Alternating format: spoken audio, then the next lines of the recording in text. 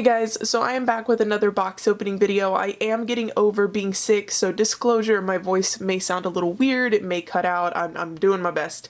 Now as you can tell by the title of the video, in this box is the 20th anniversary Pokemon Red Champion Nendoroid. I don't know if that's the exact title of it while I'm filming this, but don't worry if it's not.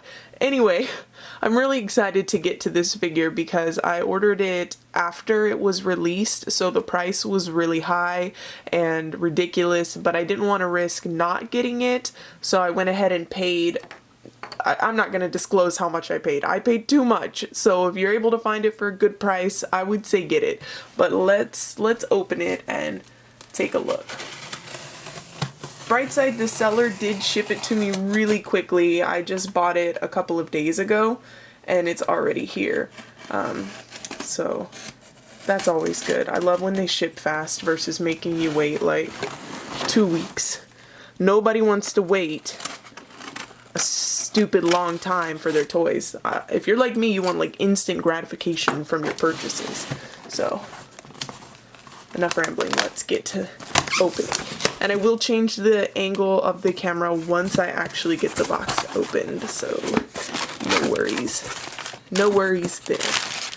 This is weird bubble wrap. I've never seen this before. And my cat's in here. I can't get rid of him, so he may be bad. I'm warning you ahead of time. Oh my god, this box is huge. It's heavy too. Oh my goodness. Okay, let me put this. Oh, I hit the camera, my bad. Look! This is so cool! Okay. I'm kind of scared. I don't want to cut the box, but it's got a film on it. So maybe very lightly. Let's see. Has anybody been playing the re-release of Red, Blue, and Yellow? It was funny because somebody compiled a list of like people who never played them when they were younger because they weren't released, asking all these questions about it because they're only used to the newer ones. And it's cute, but it also makes me feel really old again. It made me feel super old because this is the 20th anniversary and I remember playing Pokemon when I was young, when it was like brand new. And I remember the cards as well, and those were always stressful because, you know, your parents would be like, sure, you can get some cards, you can have one package. And I don't know about you guys, but if you collected them like me, there's nothing more stressful than having 20 packages and only being able to choose just one. What if I get crappy cards?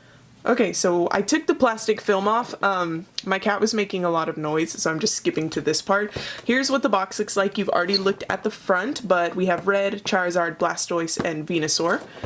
The side of the box has Red and Charizard. The back shows all the figures. It shows Charizard with the fire that he comes with, Venusaur with the grass, Blastoise with his Hydro Pumps, and then there's kind of like an index of everything you get down here, which is 1 body, 2 faces, 4 arms, 2 legs, a Great Ball, and an Ultra Ball. And then you have 3 Pokemon, Venusaur, Charizard, and Blastoise, and 3 effect parts, 1 backpack, and a base with a stand. And then, of course, this just talks about how the paint could be a little bit different than what's in the picture because it is hand-painted, so that's pretty cool to know. And then this side of the box just has Blastoise and Venusaur. So how do we safely open this without tearing up the box? Careful, careful, careful. Okay. Oh man, there's a lot. It's got that plastic smell going on. What's this? This is the handling instructions. Applying force is unintended directions may damage the product. Duh. Okay, here's all our little pieces that it comes with. Wow, that's a lot of little pieces. Okay, we're gonna put that aside before I'm like completely horribly intimidated. And let's pull this bad boy out to take a look. Oh my god, everything is so big. It looks so cool. We're gonna set that back there. Oh wow. There's so many pieces. I'm anxious. Considering I just opened my first Nendoroid in my last unboxing video, it may seem like I'm rushing into it, but I did say that there was a risk of me becoming addicted. I have a very addictive personality when it comes to toys. And when I have one that I love, I want all of them. And there is no chill in my toy game. So, okay. Okay, so that's taped together. Okay, so where do we want to begin? Let's start with the stand. We'll start with the stand because it's right on the edge. So this is the stand, and it looks pretty basic. It's just, you know, your basic clear. You know what? We're not going to look at the stand because honestly, you guys, anybody who has a Nendoroid knows what this looks like. And it just has the same mobility and neck piece in the side. So that would be pointless to waste time worrying about that. So I guess let's start with Venusaur. Let's start with Venusaur. So the base of Venusaur, look how grumpy, oh goodness. So this is how Venusaur looks for anybody who ever wondered what he looks like without his flower. This is how he looks. He's kind of like he looks like a frog. I don't know if he was ever supposed to be like a frog, but in this kind of situation, he looks like a frog. To me anyway. So here's his flower, and the detail is really nice. It's very simply painted, but the colors are really vivid, and I love that. So let's make him whole and give him his big bloom. There's our guy. That looks more like the Venusaur we all know and love, doesn't it? So I am going to put him, I guess, here. Set him there. Let's do Blastoise next. Now, I don't think we have to actually attach anything to Blastoise unless we plan to attach his water gun pump. Oh man, come on. Okay, so here's Blastoise, and his head actually has a bit of movement to it. Looks really, really cute. The hands turn, the legs turn, the cannons can be turned. I don't really think you'd need to turn the cannons though. But this is Blastoise. And he has this cute little tail. So moving on to my favorite, and a lot of people's favorites, the fire starter, Charizard. He's awesome. He's a brat, but he's awesome. The tail is really cool too. Look at the way that the light is hitting it. Doesn't it look like it's on fire? It's kind of a translucent like material, so it actually looks really awesome in person and on camera as well. So let's plug his wings in. There it goes. Oh my god. This is too stressful. Easy does it. There we go. There we go. Oh, and look, I moved his leg in the process. My bad. Okay, so here's our Charizard with his wings. The wings have actually a lot of mobility because they have a ball joint on the back. So that's pretty cool. The tail cannot be moved, but the head can be moved, the arms and the legs can be moved. So he has a very fair amount of mobility as well.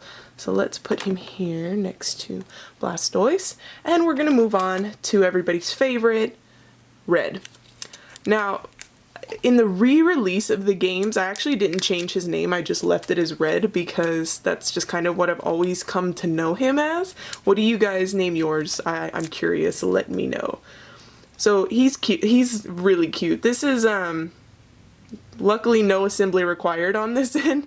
He has a kind of a grumpy little face, the default outfit, head moves, arms, legs, his little shoes.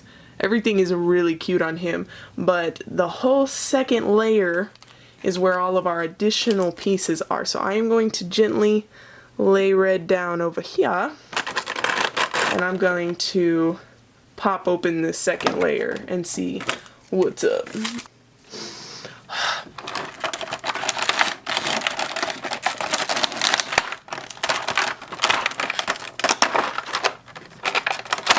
Okay, whew. Okay, we are in. Good for me. Good job. Go me. So let's look first at the additional pieces for Red before we look at the ones for the Pokemon. So we'll move the Pokemon out of the way. So this is Red's secondary face. It's kind of like a battle face, like a yelling face. While his default is very stern looking as well, this one is just a little bit more hardcore. It's so cute though. I feel like this is the perfect kind of face to have for, you know, in the wild encounter type of pictures, excuse me. And I do have a lot of old toys from when I was young, little Pokemon figures, so I think that's going to be a lot of fun to play with. So next, tiny piece, if I can get it out. Oh god, I almost dropped it. I always almost drop everything, don't I? Is his little bitty backpack, and it's so cute. It has little different pockets for Pokeballs, for potions, for TMs, HMs, whatever he's needing to carry. It does have a piece right here, like you could put something in there, but I'm assuming that's where, if he's wearing the backpack, that's where the stand connector will go. So let's see. Do I want him to wear it? I don't know. Oh god, did I break it? Oh my god, or is this supposed to come apart? Oh, it's supposed to come apart. Oh, but look right there. What is that? Is that the... I don't know what that's supposed to be. It's so small, my camera won't focus. Can you see that? What is that supposed to be? Is that like my Pokedex maybe? It's out of focus, guys. I'm sorry, that's way too small. My camera doesn't know what to do with that. Okay. How do you get the backpack on without breaking it? There! That's so cute! Look how cute he looks with this little backpack on. That's awesome! Okay, set him down. Now we'll move on to the next piece. I do want him to be holding a Pokeball when I display him. So which one should I go for? The Master Ball or the Ultra Ball? So let's see if I can get these out. They're even smaller than Oikawa's volleyball was, so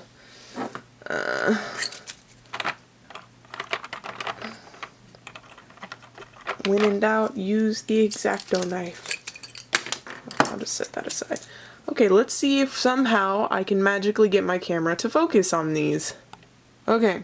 I think that's as focused as my camera can get. So this is our tiny itty bitty little great ball with the blue and the red, and then our tiny itty bitty baby little ultra ball with the black and the yellow. Did I say master ball earlier? I think I said master ball. I meant ultra ball and great ball. If I said master ball, you're just gonna have to forgive me. My bad. I get too excited about my toys and I forget what I'm talking about. I tend to ramble. If you hadn't already noticed that by now. Okay, so let's see. Okay, so we do have a couple different types of hands. We have this one that is open, almost like a go attack sort of hand. We have this one, which has a very weird blue little stub on the bottom, but I'm sure once I attach it, it's meant to look as if his hand is in his pocket. We have a basic, really cute, I don't know how well you can see, little pointing finger hand. And then we have the hand with the knob to put the Ultra Ball or Great Ball on. So I am going to be changing it, like I said, because I do want him holding one of the balls. Does that look right? Yeah. No. No, it doesn't. No, yeah, it is. Oh, okay, because the actual hand can turn on its own as well as the arm move, so I wasn't sure what was going on. So let's do an Ultra Ball for now.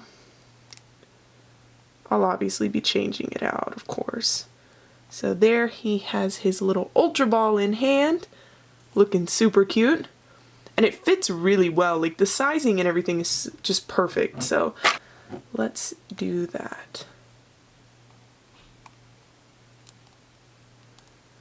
This is not a good fit. This backpack and this piece are not a good fit. I mean, they fit, but the backpack is, you see, look at this mess. It popped right off. The backpack, the hole in the backpack's a lot smaller than the hole. Okay, it popped off again. So the backpack's not happening. I'm gonna take it off. My piece is stuck. Oh no. What do I do? Okay guys, you can take a deep breath of relief. I fixed it. However, Red will not be wearing his backpack until I can figure out exactly how to put the stand together with the backpack without it popping off of his back. So here he is on his stand, and like I said, I'm just going to set that aside and we are going to look at the Pokemon's attack pieces. So let's start with Venusaur. Oh, these are cool. Wow. It's that same kind of translucent as Charizard's tail is, and it goes from a dark green to a really light green, and it has separate leaves all along the outside and just details within the sculpt to show like motion. And there are two of these because they go around him in a circle for his leaf attack. That's so cool. These are awesome. I'm not going to be using these in the display right now because I just don't have the space until I get some things organized. So moving on to Blastoise, he has his, I'm assuming, Hydro Pump.